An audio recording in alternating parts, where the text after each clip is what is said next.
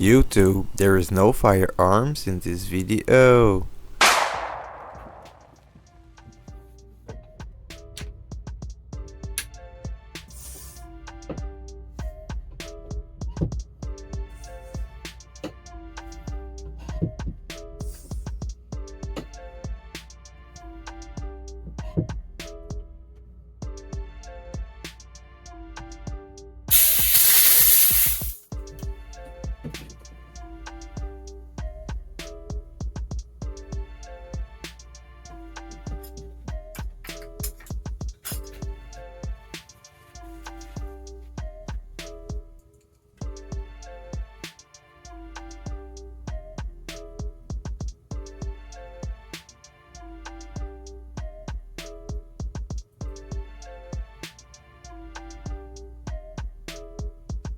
Come on, it's summer. I don't have time for that.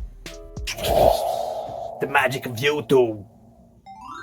Welcome back to the Loki Airgunner YouTube channel. Hope you guys are doing good. As you might have seen in this intro that took me 20 minutes to film, I had a little bit of issues with my river pump. It still works, but it is awful to pump. Basically, the pull stroke is harder than the push stroke now. The main issue with that is that it happened right as I was installing a regulator. Basically, I oiled it before doing that and the oil most likely clogged something. Anyways, this is not what this video is about. Today we are unboxing a JTS compressor that we got from our new friends at AirGunSource Canada. I contacted them explaining my issue and my low budget, and they sent me that. So let's see what's in the box together. On the box itself, you can read JTS COMP1 portable compressor with auto stop, made in China. Apparently it is item GAC030. I don't know if that matters to anyone, but this is a fairly heavy package. They say this box is around 11 or 10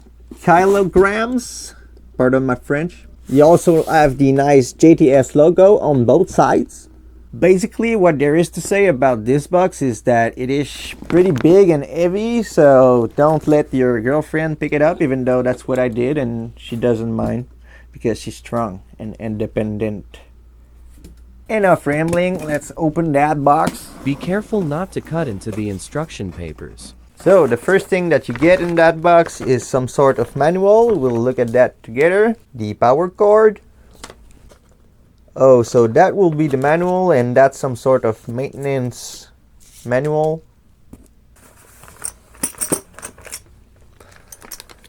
They also give you wrenches and tools to work on it if you need to do any of that. There is also burst disc in there, but I don't really like that they got that with the wrenches. That can damage that, so I will put that aside. I removed the first layer of foam. There is two other protective thingies, but I think I need to pull on it. Yeah. That's kind of hard to film, to be honest. I will stop filming that. You know, I need to slide it out of the box. Can you see that? Alright. That's kind of heavy and hard to get out of the box. The good thing though is that once this effort is done, you will save a lot of it. Don't drop it. Yet the packaging looks good. The compressor looks good. Let's open that. We got this big plastic bag. Here we got some sort of certification tag. They say it was made around end of 2023. We still have some sort of plastic on the fill hose. Basically, from what I can see, all you do with this cord is wrap it around to hold that right there, because that's how it was. There's a fairly tight tie wrap right there. I don't know, you call that a zip tie. I really like the packaging, but not putting the burst disc with the wrenches and not putting this tie wrap as tight, or maybe put some rubber band or whatever will be good. That's only minor things if you don't pierce the hose with your knife, but that's just, you know. On the other end, this handle feels really nice. It is like spring loaded and rubber. It's pretty cool. maybe that will work better than a knife. I really don't want to mess up that hose.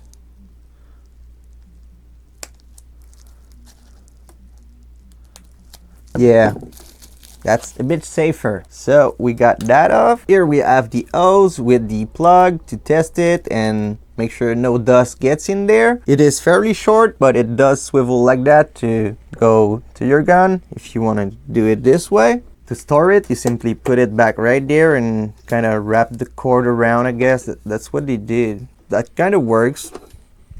Next to that, we got the cables for the 12 volt.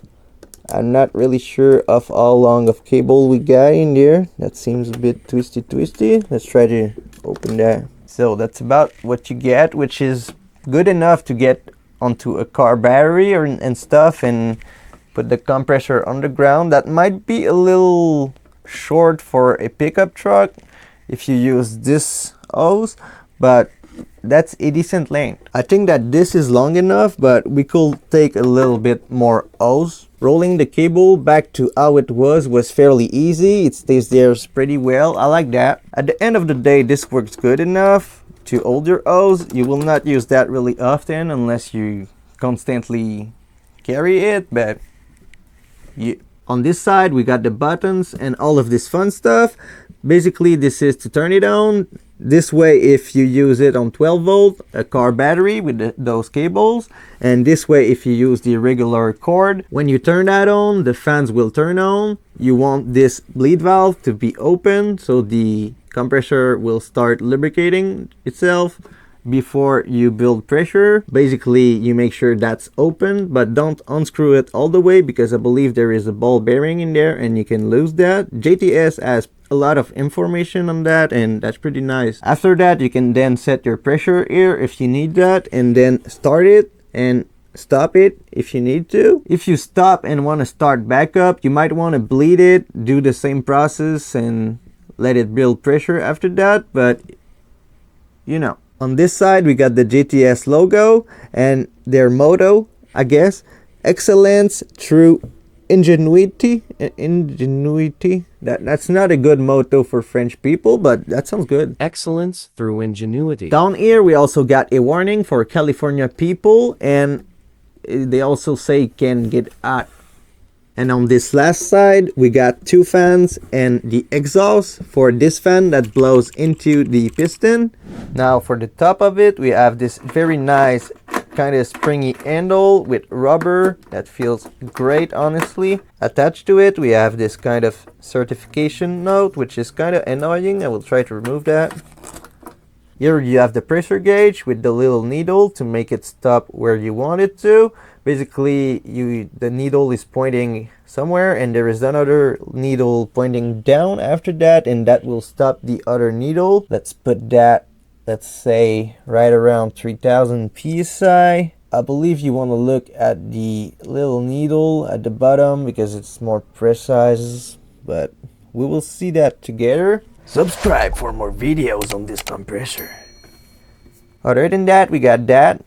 Don't put that in the recycling bin, please. We got a nice JTS logo. Feels pretty solid. Now, under there, you can choose the power that you need. It is on 115 right now, so that should be the good thing for Canada. But if you need 220, you will need to slide something under that. I hope you've seen it. Basically, you plop with the screwdriver. Watch the JTS video if you want to see that, because this is an unboxing video. Other than that, there is not much other than this warning. It can explode if you don't know what you're doing, and you know, but I know what I'm doing, so that will not happen. On the very bottom of it, there is this big nut which hides the check valve. If you are having issue, this is most likely it. Other than this, if you are the loud pop and it doesn't work anymore, the air is just pissing out of a hole somewhere in there, you need to unscrew that and change the little burst disc. Alright, so that's about what you get in the box. I will take a few shots of that to show you while I talk to make it more interesting. Leave a thumbs up if you enjoyed that. First, I will read the description from AirGunSource, and then we will read the manuals together to see what it looks like. The JTS COMP1 portable PCP compressor makes it quick and simple to fill PCP air guns because it has a variety of convenient and flexible features. Okay, with its lightweight and compact form, it provides an effective replacement for end pumps that takes a lot of effort and bottles that needs to be filled ahead of time and offer limited refills. In addition, it has a maximum fill pressure of up to 4500 psi, and it includes an adjustable auto-shutoff setting that stops filling the airgun once it's reached the set pressure. The JTS COMP1 compressor reduces maintenance requirements because it does not need oil to be added or changed, and it used a moisture filter and built-in water separator to provide high quality air. Okay, I'm not doing that over. It also utilizes a thermal dissipation system with a high flow fan cooling that reduces the overall temperature of the unit and its component, which leads to longer run times. Quick note on this: in the JTS video, basically he said that this compressor is running slower than most competitor, almost half of the speed, but it also has more cooling with an extra fan blowing into the piston thingy, like on the piston sleeve. So that's what makes this one more efficient at cooling. It is maybe slower, I don't really know, I'd have to ask them that. But one thing for sure, it better be a bit slower but need less maintenance and last longer. At least I think that. I don't know for you. Another note from watching videos, the water separator is somewhere in there next to the gauge and hose thingy, and the water should come out of the bleed hose right there. I believe I forgot to point that out, but it is there. In addition, this compressor features a sealed needle style roller bearing on the crankshaft for increased efficiency and durability without adding unnecessary bulk. Basically, it makes it smaller because it doesn't need oil and stuff, I believe. The unit includes the fill hose on the rear with a convenient cord wrap for storage and transportation, as well as a carrying handle on the top, which is very nice. This thing has a built-in auto stop. It will stop before getting too hot. It will be a bit longer than most competitors because it runs slower, and you can also make it auto stop for the pressure by adjusting the gauge and needle. Now let's take a quick look at the instruction sheets. This is a pretty nice tutorial on how to clean your check valve on the bottom of the compressor. On the other side, you have the full instructions on how to change a piston ring, so that's pretty cool. Other than that, in this little bag there is 2 springs. I assume those are for the check valve at the bottom, and a bunch of little burst discs. They will probably talk about that in the manual. This is the product feature: limited maintenance design, auto shutoff and pressure adjustable. So that's what I was saying. 12 volt, 110 or 220 volt, compact and very quiet, serviceable and with parts in the USA. No water or oil needed, totally self-contained. So that's a pretty cool design. If you don't want to do a lot of maintenance, we will test it together to see if it lasts, to see if it works good. Hopefully, I'm pretty confident yet it looks good, but you never know with my luck. If you open the manual, they talk about what you're supposed to have in there. Let's check together. We're supposed to have 6 Allen wrenches. We got that. In the little bag, we got 2 springs. This, I assume, is the 19mm socket spanner. We got 7 burst discs. I will assume we got that. Even more. 1, 2, 3, 4, 5, 6, 7, 8, 9. Probably more than what they say, so that's a good thing. We got a replacement first stage piston ring and 2 wrenches with 2 sizes each. I assume this is the pull rod, and we are supposed to have 2 5mm steel ball, but I'm not sure of that yet. From the look of it, we got extra burst discs, but no little 5mm steel ball. I'm not quite sure of what those are for yet. We might find out on the other side. Down there we have a bunch of warnings. I will read mainly the important ones, but read that for yourself by pressing pause if you want. Never plug the 110 volt and 12 volt at the same time. Never fill tanks larger than 350 cc's in one run. Do not run compressor for more than 20 minutes at a time with a 4-minute fan cool-off period in between fills. They also say to use it on a stable surface and not use it if it makes weird noises and seems like it will explode, like mentioned on the top right here. Okay, so read that. On this other page we have the 12-volt operation. I will not read all of this or this video will be 5 hours long, but I will maybe try that. I don't know, probably. Leave a comment below if you want to see me fill a gun on the hood of my car. On the other side they tell you how to use it with the regular cord, which we will do later to test it. After that you have a very nice diagram / exploded view with the parts list, and I believe the picture is a little bit higher resolution than the PDF version, but that's pretty cool that they have info online. On the very last page they talk about warranty. This product is warranted to the retail customer for 1 year from the date of purchase against defects in material and workmanship and is not transferable. What is covered? Replacement parts and labor.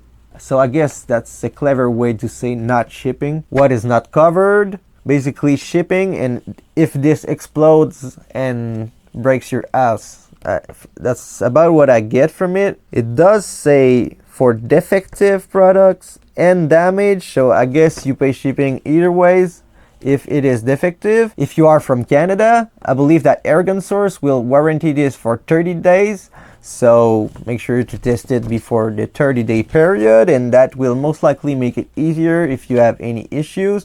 You might have to pay shipping there too. I did not check with Travis, but just letting you know. By the way, most companies will not pay shipping if you have issues. This is a bit sad, but this is not a JTS thing, so we cannot be sad about that. Warranty claims and repair for US and Canadian customers only. They also leave their website and YouTube channel at the bottom, which is pretty cool. At the end there we can find a few extra infos that we did not see yet. It is 250 watts, maximum current of 25 amps.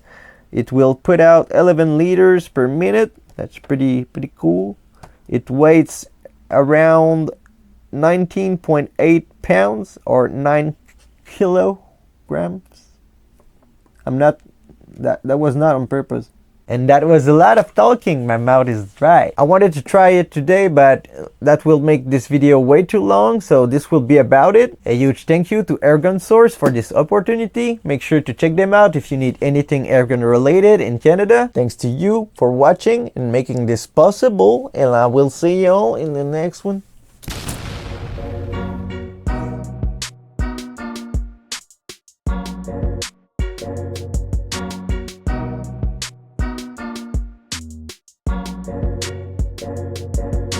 I've been filming this outro for 20 minutes and my vapor pump did not want to go back in, not cross-thread, so you better subscribe and like this video.